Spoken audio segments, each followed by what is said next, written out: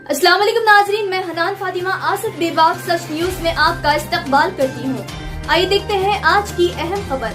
अभी तक आपने हमारे चैनल आसिफ बेबाक सच न्यूज को यूट्यूब पर सब्सक्राइब नहीं किया है तो सब्सक्राइब कर लीजिए और लाइक शेयर कमेंट करना ना भूलें। आइए डालते हैं आज की अहम खबर पर एक नजर। अस्सलाम वालेकुम नाज़रीन, फिर एक मरतबा गोशा महल कुत्ता सिंह और राजा सिंह शोलापुर में एक पब्लिक मीटिंग में मुसलमानों को खुलेआम गोली मारने की धमकी दी गई है और अकबरुद्दीन अवैसी, असदुद्दीन अवैसी को छोटा साला बड़ा साला बोलकर इनका मजाक उड़ाया गया है और कांग्रेस को भी टारगेट किया गया है और मरहूम मुख्तार अंसारी साहब के बारे में भी ऐल फैल बातें बताई हैं। ये हिंदू मुसलमान में नफ़रत पैदा कर कर फिसाद कराने की कोशिश की जा रही है। ये इलेक्शन कोर्ट में जब से चालू हुआ है, जब से अभी तक 3 से 4 मरतबा राजा सिंह भड़काऊ भाषण दिया हुए हैं। सिर्फ इसके ऊपर एक FIR बन रही, नोटिस दिया जा रहा, इसके बाद चंद दिन के बाद वो केस बरी हो जा रहा। तो लिहाजा इलेक्शन कमीशन फौरी तौर पर राजा सिंह की गिरफ्तारी करना चाहिए और इलेक्शन ख़त्म हुए तक, रिजल्ट आए तक इसको बिल नहीं मिलना चाहिए। और ये मैं असदुद्दीन अवैसी से भी पूछना चाह रहा हूँ, उनके मुरीदा से पूछना चाह रहा हूँ कि भाई अगर कोई मुसलमान अगर तुम्हारे बारे में, तुम्हारी जमात के बारे में, तुम्हारे जमात के कोई वर्कर के बारे में कोई ऐल फैल अगर बोल दिया तो इसके घर पर 40 से 50 गुंडे आते हैं, हमला करते हैं। चैनाइन गुट्टा PS, बालापुर PS, जो भी इनके PS हैं वहाँ पे एक पुलिस केस बनाते हैं और इसको गिरफ्तार कराते हैं, पुलिस के सामने इसको मारते हैं और इसके घर पे हमला करते हैं। तो क्यों राजा सिंह के ऊपर क्यों एक्शन नहीं ले रहे? राजा सिंह बार बार बोल रहा मेरा छोटा साला, मेरा बड़ा साला, तो क्या ये हकीकत बात है? मैं असदुद्दीन अवैसी से, अकबरुद्दीन अवैसी से और इनके मुरीदान से पूछना चाह रहा हूँ, क्या राजा सिंह हकीकत में असदुद्दीन अवैसी, अकबरुद्दीन अवैसी का भौनी है जो उसको नज़रअंदाज किया जा रहा? क्योंकि अक्सर होता है बहने जब भी कुछ बोलता है तो साले नज़रअंदाज कर देते हैं क्योंकि हमारी बहन इनके पास लेवल की है। तो क्या ये हकीकत बात है? क्या असदुद्दीन अवैसी, अकबरुद्दीन अवैसी राजा सिंह के साले हैं? अगर साले नहीं हैं तो फिर इस पर एक्शन लेना चाहिए, कानूनी कार्रवाई इस पर करना चाहिए, हुकूमत पे दबाव डालना चाहिए। आप बोलते कि हमारे दहलीज पे आए बाद ही हुकूमत बनती, तो जब तुम्हारे दहलीज पे आए बाद हुकूमत बनी बाद तुम्हारे पास इतना पावर है तो राजा सिंह को जेल में क्यों नहीं डाल रहे हैं? दूसरा कोई बोल दिया तो तुम इसको जेल में डला देते हैं, चाहे वो कोसा भी रहने दो, चाहे शब्बीर अली हो, चाहे कोई से भी आम आदमी हो। तो राजा सिंह जब तुम्हारे बारे में घर में घुस जाता हूँ बोला, पान खा के घुस जाता हूँ बोला, तो आप क्यों खामोश बैठ रहे हैं? खामोश बैठने की वजह तो ये चीज़ दिख रही, या आप बोल रहे हैं उसको कि मेरे को गाली दियो, या तो यकीनन हकीकत में आपका भौनी है वो, इसलिए आपके मुरीदान भी और आप भी खामोश बैठे हुए हैं। और मैं इलेक्शन कमीशन से फिर एक मरतबा गुजारिश करता हूँ कि राजा सिंह की गिरफ्तारी करना चाहिए और उसको सलाखों के पीछे डालना चाहिए, वरना कोई मुसलमान अगर कोई किराक निकल गया तो फिर राम राम सत्य है, फिर पुराना पुल घटे। मुसलमानों के पास भी ज़बान है, मगर कि यहाँ के क़ानून का हम एहतराम करते हैं, हिंदुस्तान के क़ानून का हम एहतराम करते हैं, पुलिस का हम एहतराम करते हैं, इज़्ज़त करते हैं, इसका रिस्पेक्ट करते हैं। इन्हें तो दादा सिंह आए दिन कानून के धज्जियाँ उड़ा देता है, चाहे वो पुलिस हो, चाहे इलेक्शन कमीशन हो, चाहे किसी की भी बात नहीं सुन रहा है ना, कोर्ट की कोई बात सुन रहा है। कानून के धज्जियाँ, खुद कानून की बात करता, खुद हिंदुस्तान का एक नागरिक बताता, हिंदुस्तान इसका है बोलता, हिंदुस्तान हिंदुओं का है बोलता, तो फिर यहाँ के हिंदुस्तान के कानून को क्यों नहीं मान रहे हैं? क्यों फॉलो नहीं कर रहा? क्यों पुलिस खामोश बैठी हुई है? क्यों कोर्ट खामोश बैठा हुआ है? फौरी तौर पर इसका जो ओहदा है MLA का वो छीन लेना चाहिए इसके पास से और उसको सलाखों के पीछे डालना चाहिए, वरना आने वाले जो हालत अगर ख़राब हुई हैं तो उसके ज़िम्मेदार पुलिस होंगी और इलेक्शन कमीशन रहेगा। अरे NRC लाकर जो चूहे जो दूसरे विदेशों से पाकिस्तान, बांग्लादेश, रोहिंग्या, रोहिंग्या जितने लोग आकर जो भारत में इधर उधर जो छुपे हुए हैं ना, उनको सीधा बोलेंगे गेट आउट। अगर जो गेट आउट नहीं हुआ तो उनको शूट आउट करेंगे।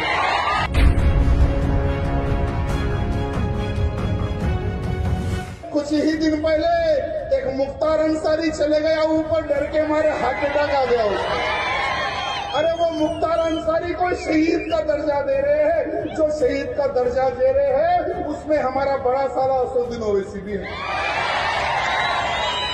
वो भी जाकर कहता है कि मुख्तार अंसारी शहीद हो गया। अरे बेटा, मुख्तार अंसारी चले गया, अब तेरी बारी है बेटी कर रहे।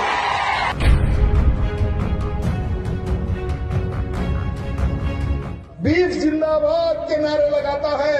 मैंने उसको कहा कि बेटा बीफ जिंदाबाद बोल रहा ना, तो आजा एक सुअर की भी दुकान लगाऊंगा, वो भी जिंदाबाद बोल रहा। और उसका छोटा भाई फखरुद्दीन वो कहता है कि बीफ का मांस खाने में बहुत मजा आता है। तो मेरे भाई एक बार सुअर का मांस भी खा के देख ले। अरे हम हिंदुओं की आस्था जुड़ी हुई है गौ माता में, देश धर्म का नाता है, गाय हम सबकी माता है मेरे मित्रों।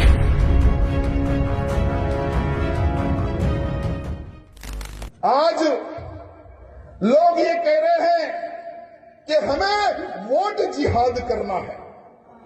प्रधानमंत्री जी ने बहुत अच्छी बात कही है। अरे हमने लव जिहाद सुना था, हमने लैंड जिहाद सुना था, ये वोट जिहाद इन्होंने नया प्रारंभ किया है। सलमान खुर्शीद है कोई कांग्रेसी पुराना डाकू, उसी की भतीजी है। वो कहती है कि वोट जिहाद करो, यानी जिहाद का मतलब होता है युद्ध।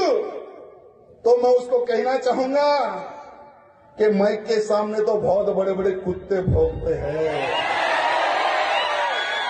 अरे एक समय था तुम लोगों ने बहुत जिहाद किए, अब तुम लोग जिहाद नहीं कर सकते, क्योंकि तुम लोग जिहाद करोगे तो मोदी जी तुम्हें ठोक देंगे।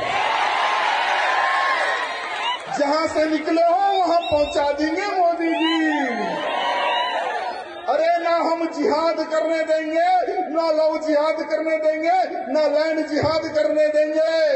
अरे बहुत ही जल्द देश में जनसंख्या कानून भी आने वाला है। अरे जब कानून आएगा हम दो, हमारे दो तो बेटा तुम्हारे भी दो ही रहेंगे। तब देखेंगे कि तुम लोग वोट जिहाद कैसे करते हो, तब हम देखेंगे। और औरंगजेब की औलादों को ये हमारे मामले छोड़ने वाले नहीं है, ठोकने वाले मामले हैं हमारे।